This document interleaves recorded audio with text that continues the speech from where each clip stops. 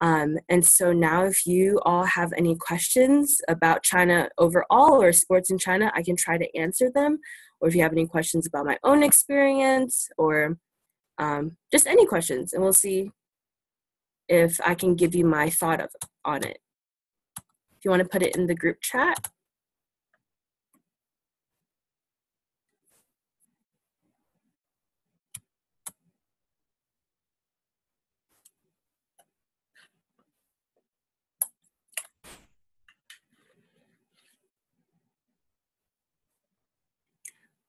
When was it made? Is that the question for badminton or?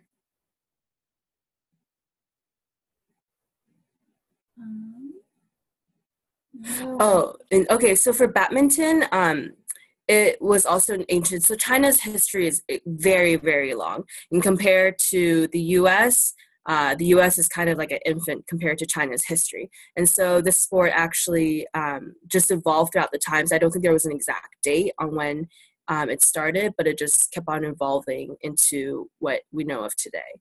I don't have exact dates either. I'm sorry about that. What other food do they have in China? What other foods? Well, what do you think? What other foods do you know when you go to the Chinese restaurant? Or if you think about China, what's a food item that you...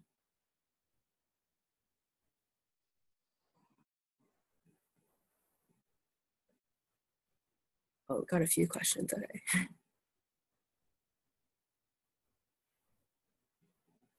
Maybe while they're talking foods, what can you tell us about gymnastics in China? Gymnastics, yeah. Or do people in China wear different clothes than the US? Cool, okay. So gymnastics, I know that we see in like the Olympics and such that China is quite dominating in that field. And that does stem kind of off of martial arts and where you just practice with your body. Martial arts and Kung Fu really requires a lot of flexibility as well as movements with the body in different shapes and sizes. And so because of that practice, gymnastics also kind of like fused from that and was a very important part of Chinese culture. See any answers about the food if you Okay. Do Chinese people wear different clothes than the US? What do Chinese... Okay, first for that question.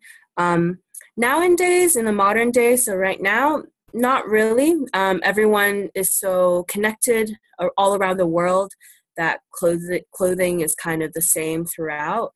But in the olden days, yes, it was very, very different. As you saw kind of in that picture beforehand of when they were playing with the badminton,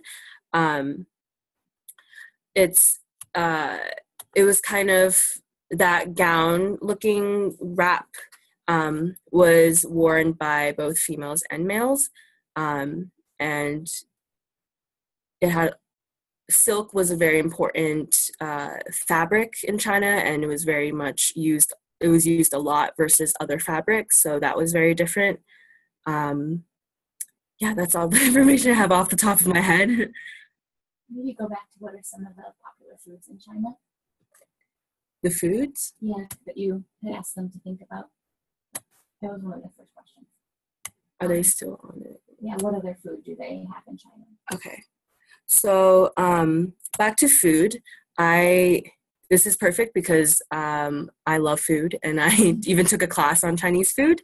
So what's interesting is that the Chinese food you have here in America at the Chinese restaurants are very much not traditional Chinese food. And it's not something you'll find over in China, honestly. The Chinese food here is Chinese American food. And the taste here of the food you eat is catered towards American people. And that includes sweeter stuff, such as a sweet and sour pork or sweet and sour chicken. That's not a thing in China. Some items that are used a lot here but are not used in China include butter or cheese. Those are not original foods that you can find in China a lot until globalization has happened, and now there's McDonald's over there as well as everywhere else in the world. But cheese is not something that's usually in a meal. Neither is butter. Butter is not really used. The staples over in China include rice, as well as something called baozi, which is kind of bread yeast using flour and formed in kind of like a ball. But yeah. Okay. What do Chinese people's houses look like? Okay, so like I said, with the clothing, nowadays everything's quite similar. In China, there's a lot of apartment style because there's so many people there that the apartments are very, very high and very tall. And most people live in apartments. There's not really houses anywhere really, unless you are in an area where you're wealthy enough to afford a house. But most people live in apartments because of the amount of people and the huge population. But housing-wise, I can talk from personal experience with this because, as I said, my parents are first generation. And so within my house, there's a lot of decorations and a lot of posters or paintings around that include kind of the tradition. And those just include a lot of red stuff because in Chinese culture, red is seen as something that's it's a lucky color. It's a very rich color. It could bring wealth and luck and all the good things that people want. And so Chinese people are typically very superstitious, and there's also a lot of symbolism that works along with it. So, for example, in my house, we have a lot of fish. And fish is a representation of wealth and happiness. And so in our minds, or in my mind, it's if I have more fish, the more wealth and happiness I'll have. Some other stuff in my house, I'm thinking there's a lot of paper cut decorations, so lanterns. Paper cutting artwork is something that Chinese people have excelled in, using that in a form of art, and that's displayed around a lot. But yeah. Do people in China have hip-hop dancing? Yes, I would say that they probably have hip-hop dancing now, yes. I think that was probably something from the Western world that was introduced in China, but I do know that the Chinese population here in America, there's a very big like hip hop crew culture, especially over in California, in the Asian population. But I don't know more about that. Okay. What was it like for you when you lived in China? Okay. And does it really look different from the US? Okay. So one thing is that I've actually never lived in China per se.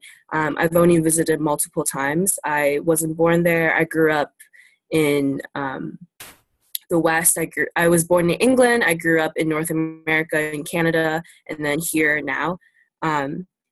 And so I don't really know the school life over there or kind of the everyday today if I were to live there. But from when I visited, it is very different because I grew up here. My culture is an American culture, and I'm used to what we're all used to here. But when I go back, that culture in China is very, very different because there's so many people. There's not really this idea of personal space because there's always people around. So that was very hard for me to get used to. Also, the language is so different, and the way family structure is so different. But I can go on and on with that. If you have more of like a specific question in living style, I can try to answer that. Does the money look different? What is the money? Yes, the money does look very different. So back in the olden days, what was actually used were nuggets of gold. And if you know what dumplings are, those are popular Chinese food, right? Dumplings were actually supposed to represent these nuggets of gold. As I said earlier, Chinese people are quite superstitious, and they really like to play off of these superstitions. And that's why dumplings look like gold nuggets, because the more dumplings we have and the more dumplings we eat, maybe the more wealth we can have and the more gold nuggets we can have. But nowadays, China has transitioned into having paper money, as we do in the US, and also coins. So, what kind of hairdos are popular? I don't know what kind of hairdos are popular over there. I'm trying to think of, well, typically Chinese people, genetically, biologically, Chinese people hair is very straight and thin. So there's not really much shape I think you can put with it. But I know that back in during when there were emperors and during the dynasties, the males and females will grow their hair very long. From watching shows and such, males actually had a very long ponytail in the back, and their top will be shaved. So they'd be bald until the very back, where they have a little braid, and that would go really long. And I don't really know why that is, but I could look into that. That'd be really something interesting to look into. I noticed that it seemed like there's more girls with shorter hair. Yeah. Yeah, I can, because in schools, there is a certain uniform one must wear, and sometimes there are rules in which you can't have your hair longer than a certain length, and that might be why some students have a certain, like, oni to the shoulders, probably depending on the school policy. What type of traditions are there, or celebrations, parades? Okay, so like I said, May 5th is Dragon Boat Festival, and in some big cities around the US, there is a celebration of that, and there will be like Dragon Boat races and a whole festival where they have food and celebration and such. There's a lot of different traditions and celebrations because China is not a mainly Christian religious population. Their Christmas is not really celebrated, nor is Easter. But nowadays, that is kind of celebrated because it's a worldwide kind of thing. But there is Chinese New Year's, because China follows a different calendar than the calendar here. It follows a lunar calendar. And so depending on the moon, pretty much, the New Year's is usually the first weekend of February. And so that's when China sees the New Year versus January 1st. And when that comes along, there's a lot of celebrations. There's firecrackers, and there's lion dances or dragon dances. There's a lot of money being passed out, a lot of new clothing, just some time for a new beginning and celebration. And it's very, very festive and goes on for weeks, actually. What type of uniform might the kids have to wear? Okay. So it depends, I think, on region and on schools. But for the friends that I have, or my cousins, when I go back to China, I've heard they all kind of have a very plain, very basic T-shirt with the name of their school, maybe embroidered on the top, and shorts or long kind of track pants, depending on the weather. It's not really anything fancy, not really like European idea of private school or anything, but yeah, something just basic, allowing them to focus more, I guess, on the work at school, and not having to like think of something to dress up for every day. But after school and during the weekends, they can dress whatever they like. What do students write with, or do they write with something different than in the U.S.? Maybe they're thinking of calligraphy. Yeah, probably. So nowadays, obviously, we all have pencils and we have paper. because Chinese characters are very different, there's a different way of writing it, but the materials are still the same. But back again in the olden days, pencils weren't available, and there would be calligraphy in which you can see, like in that picture up on the right, it using ink, and it's in Chinese it's maobi, which is like feathered or haired pen kind of with it's just a stick, and then at the end there is some sort of hair that you can dip into the ink and to write on. And Chinese characters are very interesting in that it is very much like an art form. You can kind of see kind of the beauty of it in the top right. You can see how it flows together, and you can looks like a picture. So yeah, that with writing. Can you tell us more about the Chinese zodiac? Does China have zoos? Okay, yeah. So the Chinese zodiac goes into the Chinese calendar. There are how many animals? 12, I think, or there's 12 or 13 animals, and pretty much every year you cycle through. There's 12 animals because my year's the year of the pig, and every 12 years I go back to the year of the pig, and that's a very special celebration for me because that means I've gone through a whole lunar cycle, and that's something to celebrate. And so yeah, depending on what year you're born, you have a certain animal attached, and there's superstitions and thoughts and ideas that depending on the year, you have a certain type of personality, or you have a certain type of way that you see life and such. It's very interesting.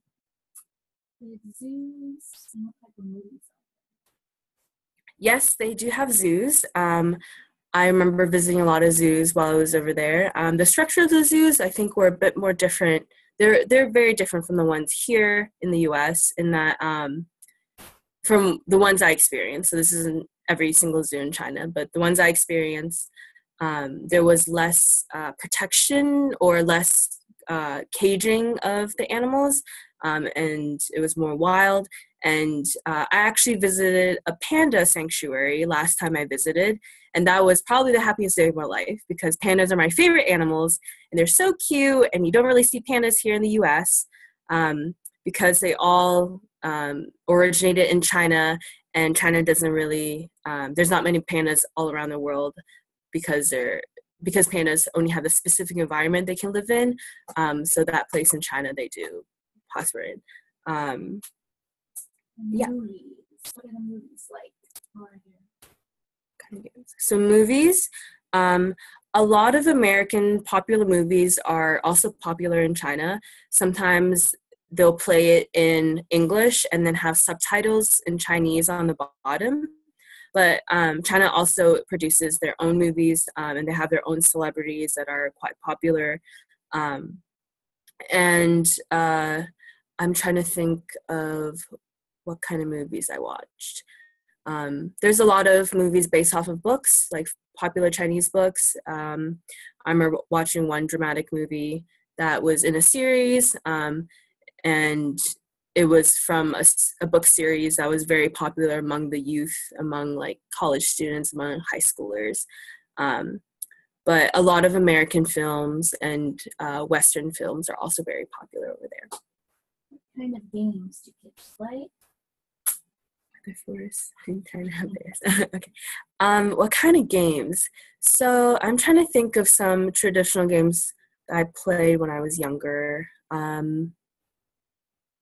Well, my dad told me about playing with marbles and having like a group of marbles in the middle, and then everyone tries to hit as many marbles as they can. The hacky sack thing that I was talking about earlier, instead of a sack, it's more of like a badminton shuttle, and that's very popular, and like you use your feet to kind of kick it around, and that's seen a lot over there. My cousins all know how to play it, and in the parks and such, you might see a group of people like kicking around one of those shuttles. Sometimes I saw older people playing Chinese chess or checkers. Yeah, checkers.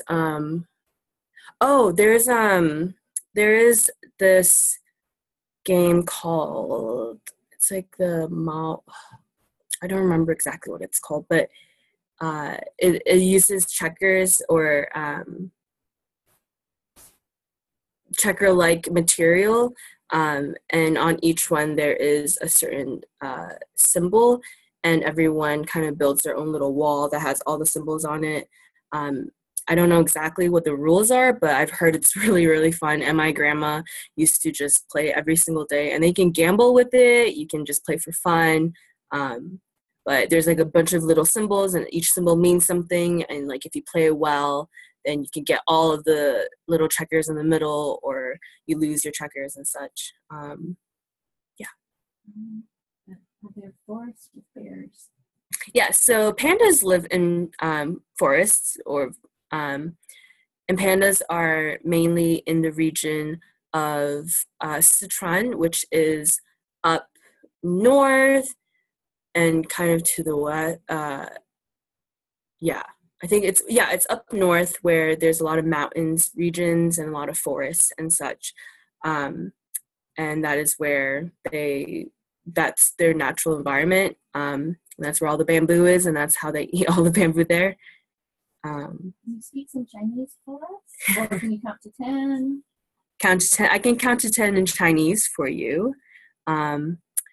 一二三四五六七八九十.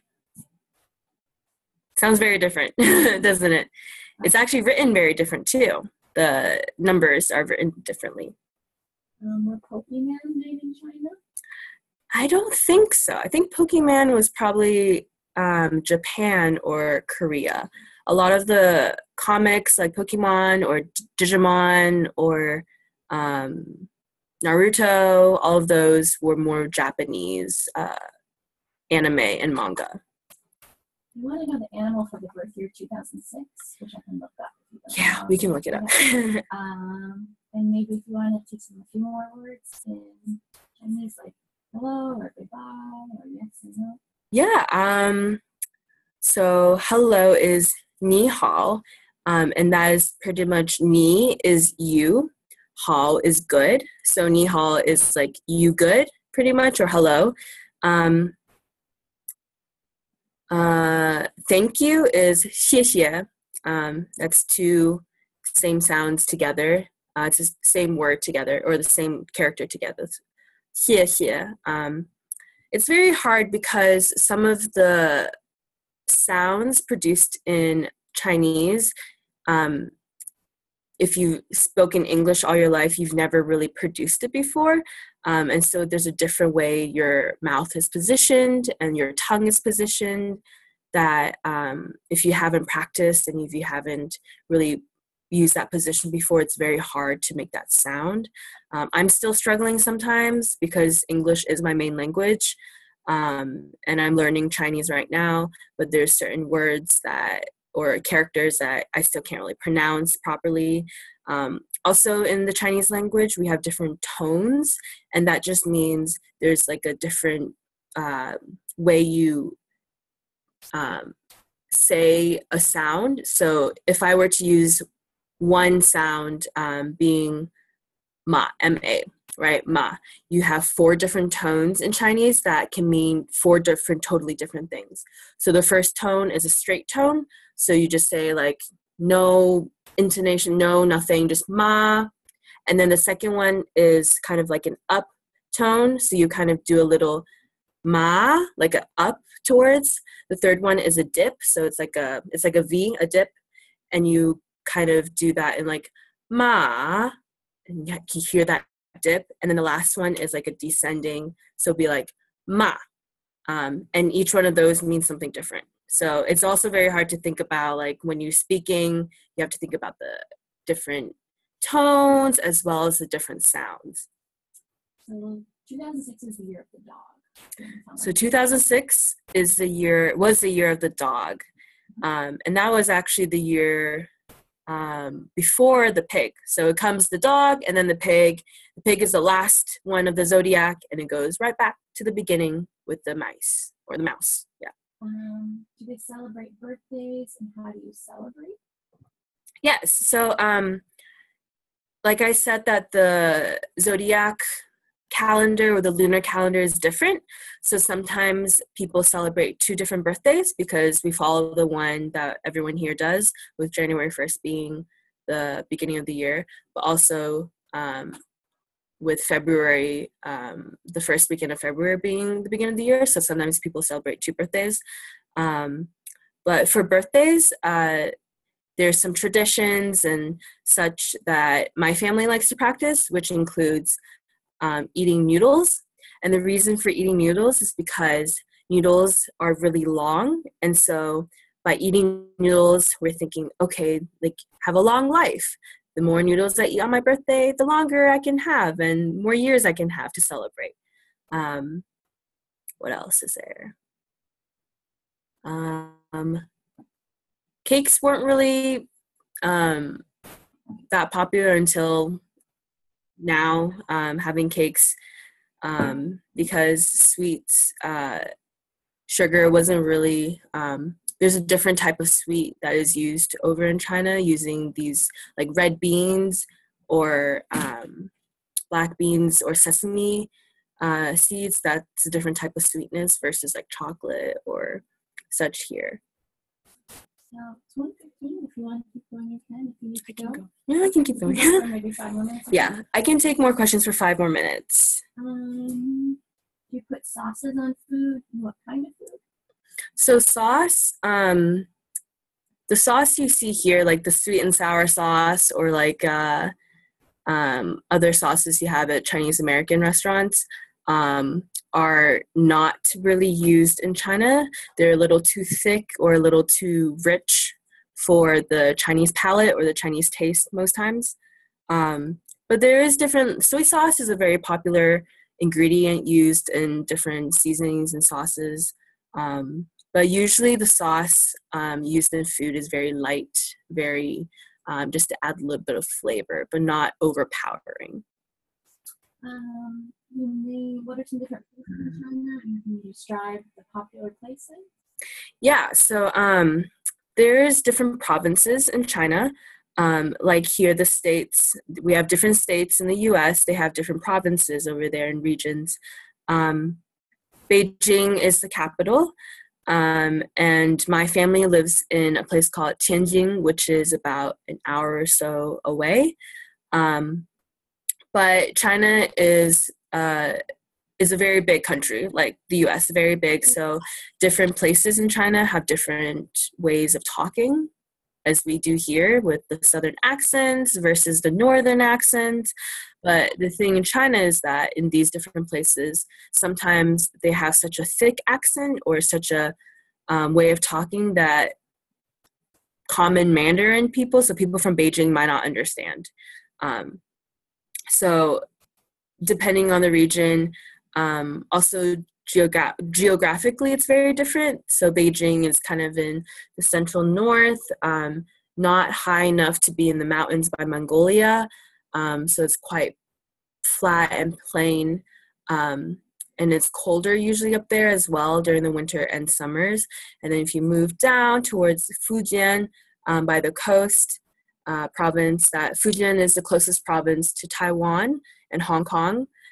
It gets really tropical during the summer and very hot and heated, kind of like North Carolina, actually.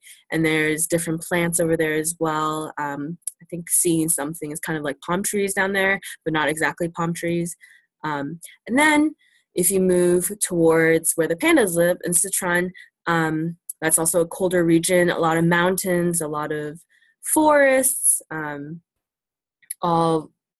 lot of like beautiful nature. There's a lot of national parks over there as well. But yeah, it's also in the mountains by Tibet too. So those mountainous regions are very beautiful. Okay. They asked if that means if they're the year of the dog, if that's their spirit animal. And I put some information on the year of the dog for them.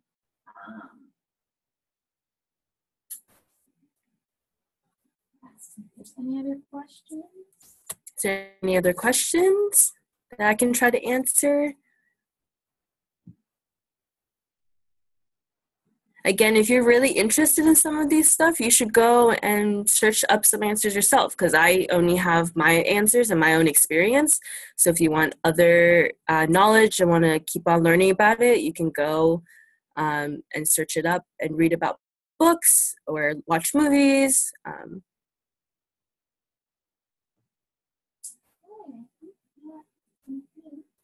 If there's no other questions, thank you all so much for listening. I hope you kind of learned something different today and something new. And thank you all for commenting, asking all these amazing questions, and being engaged. I hope you enjoy your Friday.